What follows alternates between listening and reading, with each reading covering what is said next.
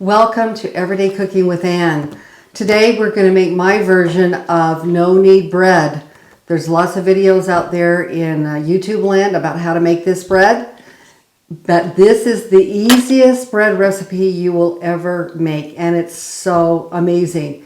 In fact, we use this bread all the time to make our amazing croutons, which I'll have you see at the corner of this video. At the end, you can click on that, how to make those croutons. Anyway, so because this bread is a bread that usually only lasts maybe a day or two before it starts getting a little crusty. So it's a perfect bread when you're planning company or friends to come over for a meal, and you can plan it in advance.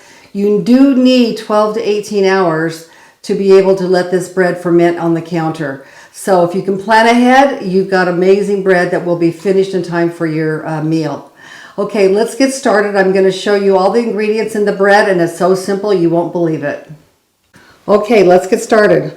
I keep my yeast in the refreezer. It will last over a year because I do make bread quite often. I buy the bigger Red Star regular yeast. You can also use instant yeast. Either one will work for you. But this is my yeast. I took it out of the freezer. I have 1 almost 3/4 cup of water. This is just regular tap water, not too warm or anything like that, just regular tap water out of the tap. Also, then I have my salt. So let's get started. The main ingredient you're going to be using in this bread, in this recipe, of course, is the bread flour. So I have a whole bin of bread flour that I use, and I've already stirred it up a little bit with my wire whisk to make sure that it is, not clumpy or anything like that. That it's basically sifted flour.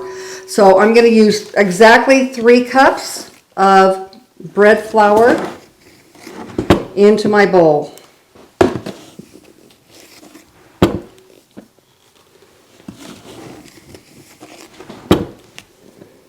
Okay, and then I'm going to put 1 teaspoon of salt. I like to use the Himalayan pink salt. It's the healthiest salt out there. And then we're also going to be putting in 1 1/4 teaspoon of yeast. Okay, we're going to stir this up all together. And then we're going to add the water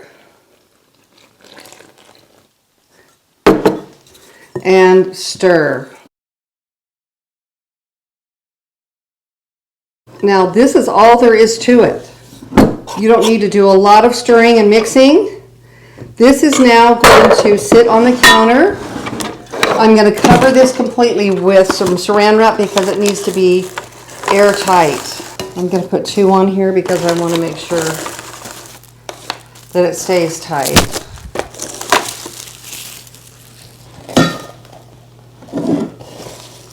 Okay, this will sit on the counter, so a good idea is to make it the night before. I just happen to be making it before I go to work this morning, so it's about 7 in the morning. When we come home tonight, we'll be showing you how to bake this bread. So this is going to sit on the counter at room temperature.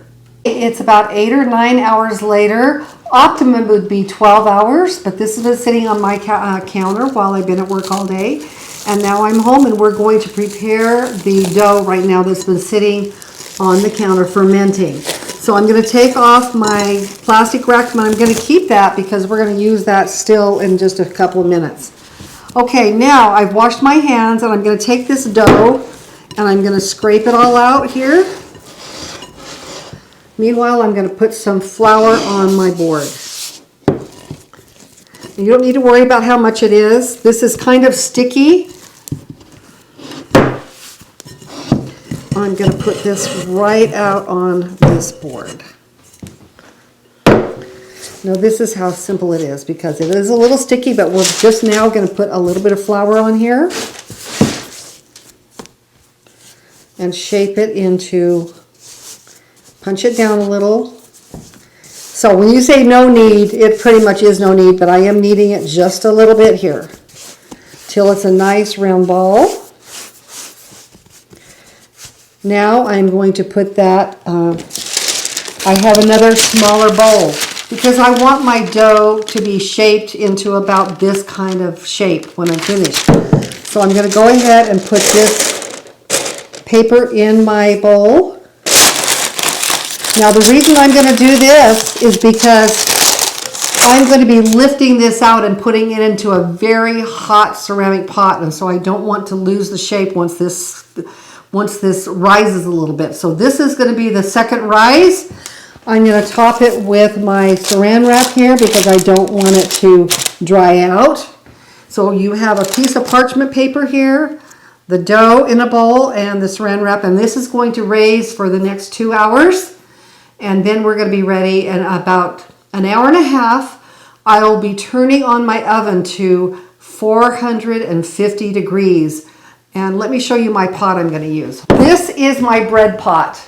It's the perfect shape, the perfect size. I only use it to do bread. You can see I don't even wash it very often because the only thing I put in here is this parchment and this bread. I'll be putting this in my oven, 450 degrees for a half an hour. I want this to be as piping hot as possible because we'll be creating steam when we put this raised bread in here and put the lid on. So I'll be back to you in 2 hours when we're ready. I'll show you what our dough looks like at that point, and we'll get ready to go. But meanwhile, an hour and a half later from now, this goes in your oven at 450 degrees for at least 1/2 hour. Bread in the oven for a half an hour, and I'm gonna open the oven and just pull this out a little bit. I'm going to take the lid off. You can see it's browning nicely, but it's not done yet. So I'm going to close the oven. I'm putting the timer on for 15 more minutes. So the total time is going to be 45 minutes. We'll show you what it looks like when it's completely done. This is a very hot pot. I'm going to turn my oven off. And our bread is finished. And I'm going to take it out with the parchment paper very carefully. And you can take a look at our beautiful loaf of bread. It's nice and round. It's absolutely beautiful. It's very crusty on the outside. And when it cools just a little bit, we're going to take a slice of it and show it to you. Next step, which is the best step, let me just show you overall how great our bread turned out. It's perfectly browned and just beautiful. I'm going to cut into the bread, and I have a little bit of butter and my husband's favorite jam, and we're going to cut into the bread to see how it looks. And I'm just going to do it now. This has been cooling probably about 15-20 minutes. If you cut it right away, a lot of steam escapes. Sometimes it goes a little flatter. So I'm cutting it now, and you can hear the crusty part of the bread being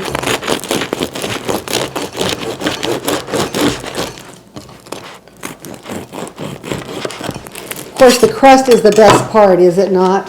Once you take it out of the oven, the crust is the best part. So I'm going to show you. I'm going to put a little bit of butter on here. Let it melt nicely.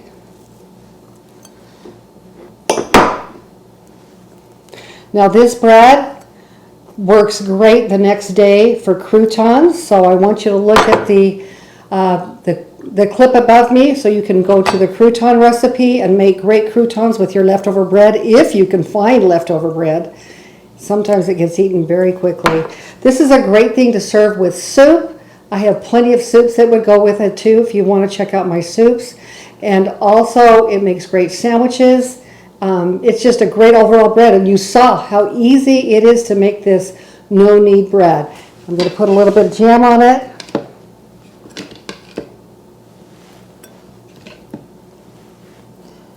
And it's the first time fluffy in the middle. This is worth making.